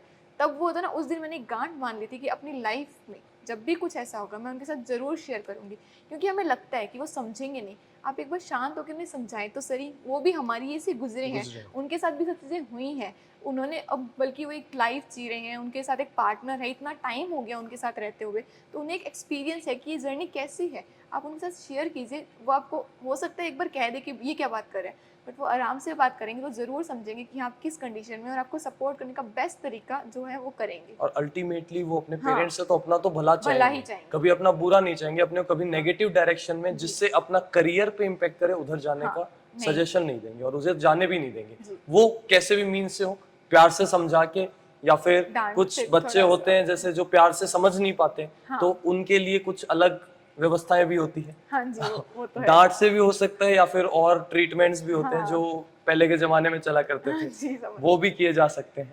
बहुत सारे ऐसे पेरेंट्स होते हैं, और बहुत सारे इवन ऐसे बच्चियां भी आई मत से, जो पढ़ाई को लेके सीरियस नहीं है, उनका एक मोटिव है कि हाँ अपने को फैमिली संभालनी है, अपने को यही करना है। आपने भी अपने एरिया में अपने आजू बाजू देखे होंगे, हमने भी देखे, हम सब देखते हैं। बात कोई उनकी नहीं करता है कि भाई उनसे, हाँ आज एजुकेटेड बोलते हैं कि सब एजुकेशन के से रिलेटेड है, सब एजुकेटेड हैं तो गर्ल एजुकेशन को सब प्रायोरिटी दे रहे हैं, और इसके लिए अपन बहुत सारे कॉन्शियस भी हैं। गुरु कृपा की शुरुआत भी कहीं ना कहीं यही सोच के की गई थी कि बच्चा कोटा जैसे बड़े शहर में ना जाए, और अपने घर पे ही, अपने घर के पास ही उसे एक फैसिलिटी प्रोवाइड हो जाए, एक क्वालिटी एजुकेशन प्रोवाइड की जाए। लेकिन अभी भी बहुत सारे जो फैमिलीज हैं उनका सोच जो बैकवर्ड है। आपके एरिया में भी ऐसा होगा, या आपने कभी ऐसा देखा, एक्सपीरियंस किया? हाँ, तो ये बात सच है कि आज भी, जैसे मैं खाजूवाला से आती हूँ तो वहाँ पर आज भी ऐसी लड़कियाँ, या फिर या तो वो एक्सेप्ट कर चुकी हैं या उन्हें करवाया गया है, जो भी तरीका है वो एक्सेप्ट कर चुकी हैं। जैसे उनसे अगर पूछा जाए, अगर मैं पर्सनली उनसे पूछ लेती थी कि भाई तुम पढ़ती क्यों नहीं हो, तुम्हें पढ़ना चाहिए, तुम्हें अपना करियर बनाना चाहिए, तो वो लास्ट आंसर ये होता था कि पढ़ के क्या ही करना है, आखिर में संभालना तो चूल्हा चौका ही है, ये होता था कि चूल्हा चौका ही संभालना है। तो एक बात सोचिए आप खुद ही कि आपने कह दिया पढ़ के कुछ नहीं होता, तो आप अपनी फैमिली में देखिए तो सही कि आपकी जैसे मम्मी हो रहे हैं, जैसे अगर मैं मेरी मम्मी की बात करूँ, मेरी मम्मी हाउसवाइफ है, मैंने देखा है उनको स्ट्रगल करते हुए, पूरे दिन काम करने के बाद भी रात को अगर कोई ऐसा बंदा भी ऐसा मिलना मुश्किल हो जाता था कि भाई तू थकी तो नहीं हुई ना, क्योंकि वो था ना, हमने सोचा कि हाउसवाइफ एक जस्ट क्या करती है वो, घर पे ही तो बैठी रहती है, घर पे ही तो बेसिकली ये बैठी- सोच हाँ। रहता है सबका कि घर पे ही तो रहना है, काम क्या है। तो पर आप एक दिन, मैं कह रही हूँ आप एक दिन संभाल के देखिए, आपको रियलाइज हो जाएगा कि वो क्या कर रही हैं। इवन एक होटल को मैनेज करना उससे इजी Easy टास्क task है एक घर को मैनेज करने से, क्योंकि बिल्कुल। वो होता है ना, आप बाहर जाके तो करते हैं तो आपको दूसरों के इमोशन से फर्क नहीं पड़ता, बिल्कुल। वो आपके कुछ नहीं लगते, पर जो घर पे रहती है वो कोई उनका पति है, कोई उनके ससुर हैं, तो उनके इमोशन से भी फर्क पड़ता है आपको। अगर हम बोलें जैसे अब मेरी मम्मी है, वो एक हाउसवाइफ है, मैं उनको पूरी लाइफ मैंने उनको स्ट्रगल करते हुए देखा है। हमारे घर की सिचुएशन अच्छी है बट स्टिल मैंने देखा है, तो आप सोचिए जब वो सिचुएशन आएगी तब तो क्या ही हालत होगी। अगर और फिर मेरी मम्मी का ये एटीट्यूड जो एक था कि अब उन्होंने इतना स्ट्रगल किया, स्टिल उनका एक एटीट्यूड है सेल्फ रिस्पेक्ट का। जैसे वो मुझे, अब जैसे आजकल क्या होता है ना, मैंने बहुत सारी ऐसी मम्मियाँ देखी हैं कि वो अपने बच्चे के लिए सब कुछ भूल जाती, सब कुछ मतलब कुर्बान कर देती हाँ basically। एग्जिस्टेंस तक उन्हें रियलाइज देता कि मैं इस वर्ल्ड में एग्जिस्ट करती हूँ। बट मेरी मम्मी ऐसी नहीं है, वो हमेशा मुझे एक बात कहती थी, अभी भी कहती हैं कि बेटा तू डॉक्टर बनेगी मैं बहुत खुश हूँ, तू एक अच्छी लाइफ जिएगी मैं बहुत खुश हूँ। बट वो हमेशा कहती हैं कि मैं भी तो हूँ ना, मैंने भी तेरी उम्र में एक सपना देखा था जो किसी कारण पूरा नहीं हो सका, बट मैं उसको पूरा करना चाहती हूँ। तो उनकी जो अभी भी सोच करना है, चाहते हैं। हाँ वो आज भी अगर मैं उनको मौका दूँ ना तो वो करेंगी, चाहे आज बोलो चाहे मैं, अगर मैं कहती हूँ अगर वो 60 साल की उम्र में है ना, तब भी वो उसको पूरा करने की कोशिश तो करेंगी। तो जैसे कई बार हो जाता है कि हम मम्मी को फ़ोन करते हैं, मम्मी फ़ोन नहीं उठा पाती कोई भी रीज़न से, तो हम चिल्ला देते हैं कि मम्मी यार ऐसे क्या, आपको पता नहीं मैं पढ़ रही हूँ, आपने फ़ोन नहीं उठाया। मेरी मम्मी के साथ भी एक बार मैंने भी ऐसे ही कर दिया था, तब उन्होंने मुझे एक बात कही थी कि तू आज वहाँ है ना, वो मेरी वजह से है। तू वहाँ जितनी मेहनत करी ना, उससे डबल मेहनत तेरे वहाँ होने के लिए मैं घर पे कर रही हूँ। तू वहाँ जैसे तेरे को कोई भी ज़रूरत पड़ती है ना, तुझे हाथों हाथ मिलती है। सिक्कर और खाजूवाला का डिस्टेंस कम से कम 6 घंटे का है, बट मुझे जो ज़रूरत होती है ना वो मुझे कल की कल आ जाती है। मैं अगर रो देती हूँ ना तो ये होता है कि वो कहते हैं मैं अभी बस गाड़ी लेके आ रहा हूँ। उनके लिए आसान नहीं, उनकी एक लाइफ है, उनका एक बिजी पूरा शेड्यूल है, बट उसमें भी वो मेरे लिए टाइम निकाल रही। इस बात से उन्होंने अपनी जो एग्जिस्टेंस है मुझे फील करवाया। मुझे ये बात बहुत पसंद आई कि उन्होंने मुझे फील कराया कि हाँ वो एग्जिस्ट करती हैं, उनकी भी एक सेल्फ रिस्पेक्ट है। उसके बाद ऐसे मम्मी ने फ़ोन करके कह दिया कि बेटा सॉरी, उस टाइम मैंने ऐसे कहा। मैंने उनको कहा मम्मी आपने अच्छा हुआ ये बात कही, क्योंकि आप में जो एटीट्यूड है ना ये आपने मुझे ट्रांसफर किया है। होता है ना, मुझे एक जनरेशन से मिला है कि हाँ मुझे खुद की रिस्पेक्ट करनी चाहिए, सेल्फ रिस्पेक्ट होनी चाहिए। गर्ल्स में मैं स्पेशली कहूँगी जो आप कुर्बानियाँ देते हैं ना उसकी रिस्पेक्ट कीजिए, नहीं तो अगर आप ऐसे ही देते जाएंगे ना तो वर्ल्ड रिस्पेक्ट करना भूल जाएगा। बिल्कुल आप खुद ही अपना रिस्पेक्ट नहीं कर पाएंगे, क्योंकि छोटी एज से ही कहीं ना कहीं समझाया भी जाता है। जैसे अगर अपन बैकवर्ड बहुत से जो अपन गर्ल्स को देखते हैं, बच्चियां होती है वो अपनी रिस्पेक्ट नहीं करती, उनको लगता है कि हम काम करने के लिए बनी, हम काम करें। आज भी ऐसा चल रहा है, आज भी हम बात नहीं करते, लेकिन ऐसा हो रहा है आज भी। पढ़ने के लिए बहुत सी फैमिलीज बच्चियों को आगे नहीं बुलाना चाहते हैं, और वो बच्चियां भी कहीं ना कहीं एक्सेप्ट कर जाती है कि हमें पढ़ना है ही नहीं, हमें जिस काम के लिए है, जैसे आपने बोला कि चूल्हा चौका संभालना है, उसमें भी अगर वो कोई ड्रीम देखती है तो चूल्हा चौका संभालना है। सबकी कंडीशन ऐसी नहीं होती कि सभी डॉक्टर बने, या सबकी कंडीशन ऐसी नहीं होती कि सब जो वो सोच रहे हैं वो हासिल कर पाए या उस मुकाम तक पहुंच पाए। लेकिन उस ड्रीम को फॉलो करने में ये चूल्हा चौका और ये सब चीजें नहीं आती। आपका शादी उस चीज में या फिर बर्डन एक ऑब्स्टेकल नहीं होना चाहिए। लड़कियों को बेसिकली अपना एक सेल्फ रिस्पेक्ट रखना चाहिए। वो कहीं पे भी हैं, कहीं पे भी उनको मौका मिल रहा है या नहीं मिल रहा, उसको फाइट करनी चाहिए। उन्हें अपने मौके लेने के लिए एक ग्रैस्प करना पड़ेगा, ग्रैब करना पड़ेगा, छीनना पड़ेगा मौका। अपने आप मौका चल के नहीं आएगा। जैसे आपके भी दादाजी ने आपको कोटा जाने से मना करा, तो कुछ ना कुछ तो वो पॉजिटिव भी सोचा होगा, लेकिन एट द सेम टाइम उन्होंने सिक्कर के लिए हाँ कर दिया था। तो वो भी एक पॉजिटिव वे था। पेरेंट्स को भी इस चीज को थोड़ा सा समझना चाहिए, जो थोड़ा सा अपनी बच्चियों के लिए नेगेटिव थिंकिंग रखते हैं कि ये तो लड़की है, ये कहाँ जाएगी, ये कैसे रहेगी, ये क्या कर पाएगी। तो लड़की और लड़के में कोई ज्यादा फर्क नहीं है, जैसे लड़का करेगा वैसे ही लड़कियां करेगी। आजकल तो वैसे भी लड़कियां हर चीज में एडवांस हो चुकी है, और लड़कों से भी बहुत ज्यादा एडवांस हो चुकी है। अपन एक और टॉपिक के बारे में डिस्कशन करते हैं, जैसे टाइम मैनेजमेंट का बड़ा इशू आता है। बच्चे जो होते हैं वो अपना टाइम मैनेज नहीं कर पाते, उनको वो कहते हैं सर पूरे दिन पढ़ते ही जाते हैं, टाइम पता ही नहीं चलता कब चला गया। और इवन मेरा ये भी मानना है कि पढ़ते जाते हैं तो बहुत बार क्या होता है ना, आधे से ज्यादा टाइम तो अपन किताब लेके बैठे रहते हैं, ब्लैंक माइंड से पढ़ते नहीं है। वो कहते हैं 8-8 घंटे 10-10 घंटे पढ़ाई कर देते हैं, टाइम प्रॉपर्ली मैनेज नहीं हो पाता है, क्वेश्चन सॉल्व करने में टाइम नहीं लग पाता है। आपके साथ भी इनिशियल डेज में टाइम मैनेजमेंट का कुछ इशू आया होगा, उसको आपने कैसे सॉल्व करा? जैसे इनिशियली बात करूँ, जैसे 11th में एकदम ऑनलाइन जब थी तो मुझे इतना नॉलेज था नहीं। तो जैसे फिजिक्स के मान लो शीट लेके बैठी हूँ तो सुबह बैठी हूँ शाम तक उसे ही कर रही हूँ, फिर नोट्स रह गए, ये रह गया वो। तो फिर उस टाइम पे मुझे बड़ी दिक्कत आती थी टाइम मैनेजमेंट की, क्योंकि पूरे दिन में 3 सब्जेक्ट हो ही नहीं पाते थे। फिर जैसे मैंने थोड़ा कोशिश की इसको कि कैसे मैनेज करें, तो मुझे कहीं से एक आइडिया आया था कि उन्होंने कहा था कि आप एक डायरी मेंटेन कर लीजिए जिसमें आप कितनी देर पढ़ रहे हैं उतना आप टाइम टू टाइम लिख दो, और जो आप टाइम खड़े हो रहे हो इधर उधर जा रहे हो उसको माइनस करते जाओ, ताकि at the end of the day आपको एग्जैक्ट ऐसे पता चल सके कि हाँ कहाँ एक्चुअल में आपने कितना टाइम पढ़ा है। कितना एक टाइम तो पढ़ाई में दिया और हाँ, कितना टाइम इधर उधर waste में। घूमने में वेस्ट में करा। तो इससे मतलब आपके दिमाग में ना एक रहता है कि हाँ मैंने 15 मिनट वेस्ट किए, मैंने फिर आपको होता है कि कल मैंने 15 मिनट वेस्ट किए थे तो आज 10 करूंगा। कम करने की आप कोशिश करते हो, क्योंकि जब तक आपको रियलाइज ही नहीं होगा तो आप कम कैसे करेंगे। मुझे जब ये चीज़ रियलाइज हुई कि हाँ मैं तो इतना टाइम यहाँ वेस्ट कर रही हूँ, तब मैंने उस चीज़ को कम करने की कोशिश की। एक जैसे अगर क्वेश्चन आंसर्स करते हैं बच्चे, तो मेरे हिसाब से उन्हें एक टाइमर लगा के करना चाहिए, कि एक टाइमर या स्टॉप वॉच कह लीजिए, कि उनको पता होना चाहिए कि हाँ इतने क्वेश्चन है, क्योंकि नीट एक टाइम बाउंड पेपर है, उसमें ऐसा नहीं कि आपके पास एक्सेस टाइम रहता है। आपको एक फिक्स टाइम के अंदर एक अच्छी एक्यूरेसी के साथ पेपर अटेम्प्ट करना होता है। तो फिर उससे आपकी क्या टाइम मैनेजमेंट वाली दिक्कत भी धीरे धीरे कम होती है, कि ठीक है आप टाइमर लगा के कर रहे हैं तो ऑब्वियस सी बात आपकी शीट एक फिक्स टाइम के अंदर हो रही है, तो आपको एडिशनल चीज़ों के लिए टाइम मिल रहा है। और एक आप पेपर के अंदर भी आपको आदत पड़ जाएगी। एक जैसे हम कहते हैं कि पेपर में बच्चों का मोस्टली डाउट आता है कि पेपर में तो नहीं होता पर रूम पे आते ही हो जाता है। बिल्कुल। हाँ, तो इसका मेन रीजन ये होता है कि उनको प्रेशर झेलने की आदत नहीं होती। टाइम का प्रेशर झेलने की आदत नहीं होती। क्वेश्चंस तो आते हैं, क्वेश्चंस तो क्योंकि घर पे भी सेम है, पेपर में भी सेम है, लेकिन वो टाइम चेंज हो गया। हाँ, उनको जैसे ना एक सिर पे होता है ना डंडा कहते हैं अपने, उनके सिर पे वो डंडा नहीं है टाइम का। वो घर पे आते तो उनके पास एक क्वेश्चन को भले 20 मिनट में करो, पर वहाँ एक क्वेश्चन को तो 1-2 मिनट से ज्यादा तो आप दे ही नहीं सकते। तो वो उससे आपके 2-3 जैसे ये टाइमर वाली आदत है, इससे एक नहीं 3-4 प्रॉब्लम्स एक साथ में सॉल्व हो जाती है। तो इससे ना टाइम मैनेजमेंट वाला काम भी हो जाता है। मतलब जितना अपन टाइम ज्यादा देखेंगे उतना ही अपना अच्छा टाइम मैनेज होगा। अपन ये रियलाइज करने लग जाएंगे कि अपना इतना टाइम वेस्ट हो रहा है, इतना टाइम इन्वेस्ट हो रहा है। इन्वेस्ट इन द सेंस पढ़ाई में इन्वेस्ट हो रहा है, अच्छी एक्टिविटीज में इन्वेस्ट हो रहा है। और बहुत बार अपन अगर डिस्ट्रैक्ट हो रहे हैं या फिर अपने को अच्छा फील नहीं हो रहा है, तो वो भी एक टाइप से इन्वेस्टमेंट ही है कि आप बाहर जा रहे हो, आपने जैसे बताया आप गाना सुनते थे, गाना गुनगुनाते थे, तो that is also an investment.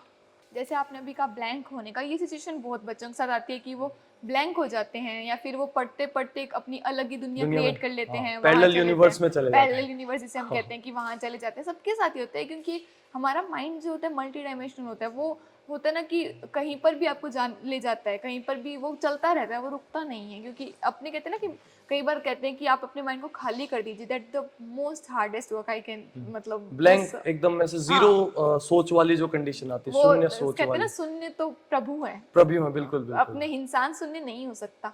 तो ऑब्वियसली आप जाएंगे इधर उधर, बट मेरा ये मानना अगर आप एक बार घूम के आ चुके हैं दुनिया से, तो उसके बाद ये रेग्रेट करना कि मैं वहाँ गई, उससे बेटर है कि आप सोचे कि अब तो गया, वो तो घूम ही आए, ठीक है चलो घूम ही आए, अब पढ़ते हैं। हाँ, जहाँ पे टाइम वेस्ट हो चुका है वहां उसको अब उसके रिग्रेट में और टाइम वेस्ट ना करें कि यार मैं वहां चला गया, मैं वहां नहीं जाता तो ये कर लेता, वो कर ले। इसको सोच रहे हैं तो अभी भी आपका टाइम वेस्ट ही हो रहा है। इंस्टेड ऑफ थिंकिंग दैट आप उसको एफर्ट्स लगाइए, आप उसको सोचना बंद कीजिए कि जाए घूमे, मूड हल्का हो गया, फ्रेश हो गया, अभी अपन चालू करते हैं अपना स्टडीज वापस चालू करते हैं। मतलब अगर ये एक पॉजिटिव एटीट्यूड है, आप अपने प्रति पॉजिटिव एटीट्यूड है कि ठीक है अगर आप घूम भी आए तो एक नॉर्मल, आप अपने आप को एक ह्यूमन मानिए। बच्चे क्या करते हैं, अपने आप को एक कंप्यूटर मान लेते हैं कि मैं इतने टाइम से इतने टाइम पढ़ूंगा, इतने टाइम में मैं खड़ा नहीं होऊंगा। आपकी बॉडी है, नेचर के कॉल भी आएंगे, आपको जाना पड़ेगा, आपको खड़ा होना पड़ेगा। कई बार पेरेंट्स के कॉल आ जाते हैं, फिर हम फ्रस्ट्रेट हो जाते हैं, मम्मी मेरा पढ़ने का टाइम था, आपने कैसे फ़ोन कर दिया, आपने ऐसे कैसे कर दिया, वो ये खुद पे नहीं, बस चालू।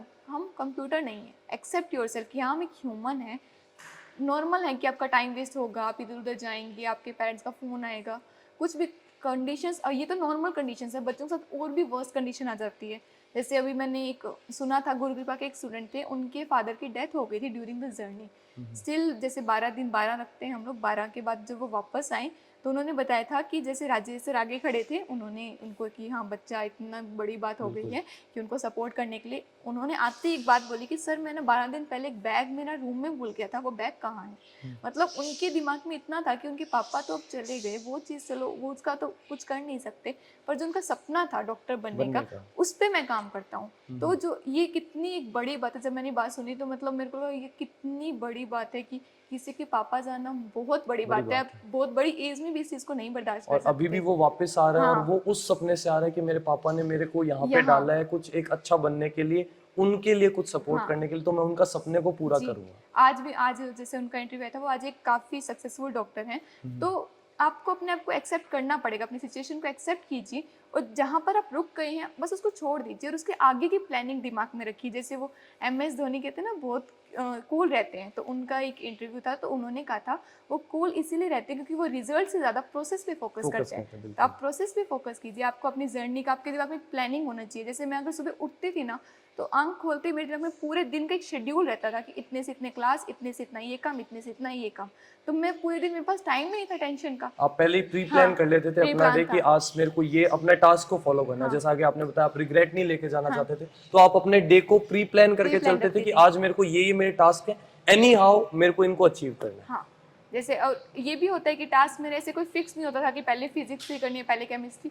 जो मेरे मन में आता था रैंडमली चलने देती थी। बस ये होता था कि शाम तक इतना काम करके अपने को सोना है, स्माइल के साथ सोना है, ये अपना फिक्स रहता था। दैट्स कि एक खुश होके सोना खुश है। होके सोना इस जर्नी में भी खुशी रहना है, इस जर्नी में बर्डन नहीं लेना है कि क्या होगा क्या नहीं होगा। हाँ जी। और ऐसा नहीं है कि जर्नी के बाद ही मेरे को बहुत सारे खुशी मिलेगा, जर्नी के बाद खुशी मिलेगा, लेकिन वो जर्नी का खुशी तभी आएगा जब अपन इस जर्नी को भी एक एंजॉय करके अपन जिएंगे। क्योंकि इसमें भी बहुत सारी कहानियां होंगी, जैसे काव्या की अपन ने जर्नी में पूरी कहानियां सुनी, उन्होंने बहुत सारी अपने को कहानियां बताई, उन्होंने अपने सारे एक्सपीरियंसेस शेयर करे कि वो हॉस्टल में कैसे रहे।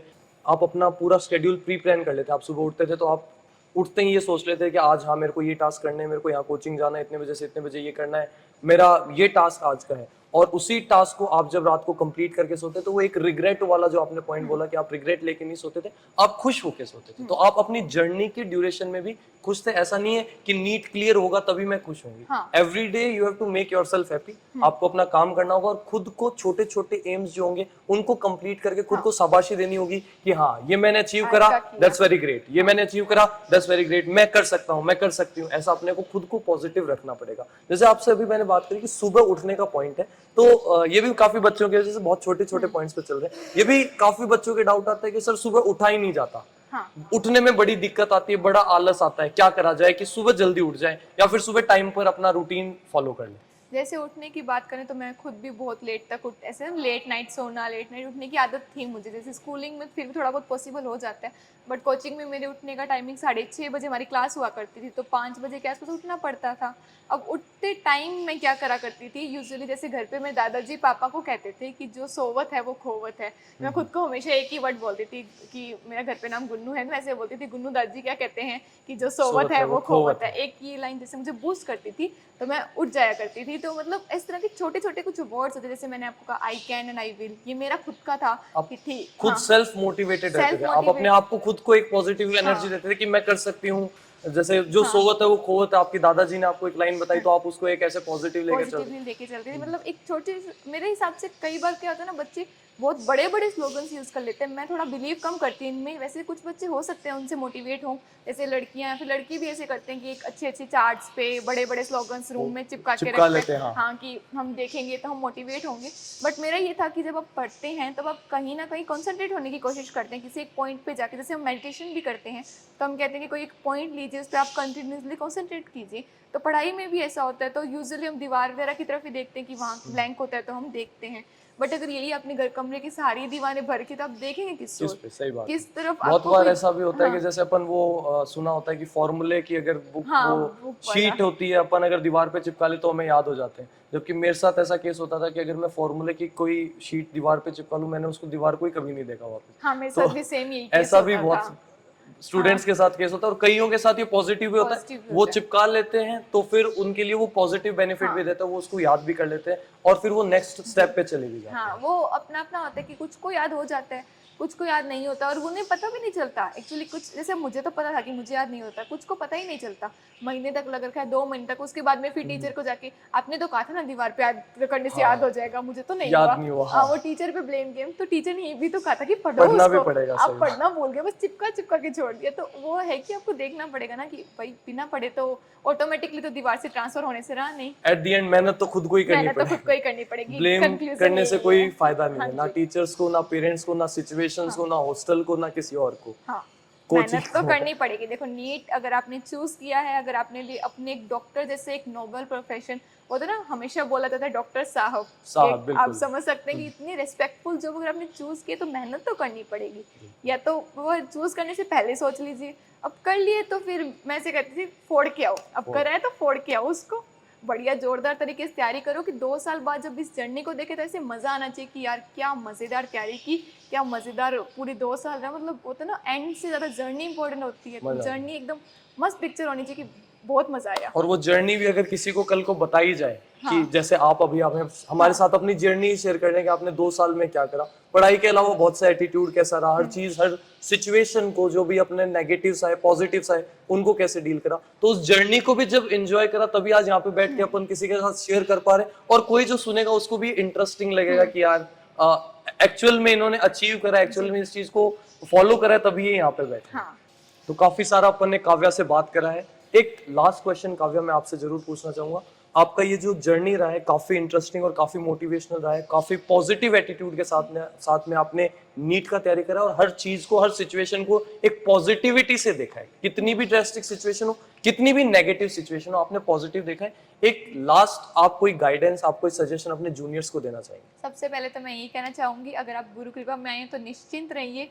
गुरु कृपा अगर आपने ज्वाइन कर लिया तो सबसे पहला जो सक्सेसफुल स्टेप है ना, वो आपने ले लिया है। मेरे पापा आज भी मुझे एक ही बात कहते हैं कि वो होता है ना, भगवान की दया थी कि तूने गुरु कृपा ज्वाइन करी। तो आप सोच सकते हैं अगर पेरेंट्स इतनी बड़ी बात कह रहे हैं तो आपने ज्वाइन किया, तो बस कॉन्फिडेंट रहिए और एक अपनी 2 साल की जर्नी को ऐसे जिए ना कि मतलब आप जब भी इसको पीछे मुड़ के देखें तो कभी ऐसे बुरा नहीं होना चाहिए, एकदम अच्छी फीलिंग होनी चाहिए कि हमने क्या जिया, क्या पढ़ा, क्या मस्ती करी। थोड़ी जो बीच वाली मस्ती है वो भी बहुत याद रहती है, पढ़ाई के साथ आपकी यादें भी जुड़ी हुई होनी हाँ, चाहिए। वो ऐसे करके मतलब मस्त हो कि इन 2 सालों को एकदम फोड़ दीजिए। जो फ्रेशर्स और रिपीटर्स में वो जो 1 साल उनके पास है वो भी मतलब अच्छी तरह से इसको करिए और एक मस्त अच्छी यादों के साथ, सिक्कर के साथ वापस जाइए। Thank you. इस वीडियो के माध्यम से हमने काव्या से बात करी। आगे आने वाली वीडियोस में मेरे अन्य साथी आपको गुरु कृपा के और बहुत सारे टॉपरों से मिलवाएंगे, उनकी जर्नी के बारे में शेयर करेंगे, उनके बारे में डिस्कस करेंगे, उन्होंने अपने प्रॉब्लम्स को कैसे फेस करा और उनके क्या क्या सॉल्यूशंस निकाले, वो सारा डिस्कशन अपन इस वीडियो के माध्यम से करते रहेंगे। आप गुरु कृपा के डिजिटल प्लेटफॉर्म पे बने रहिए। Thank you, keep smiling, enjoy.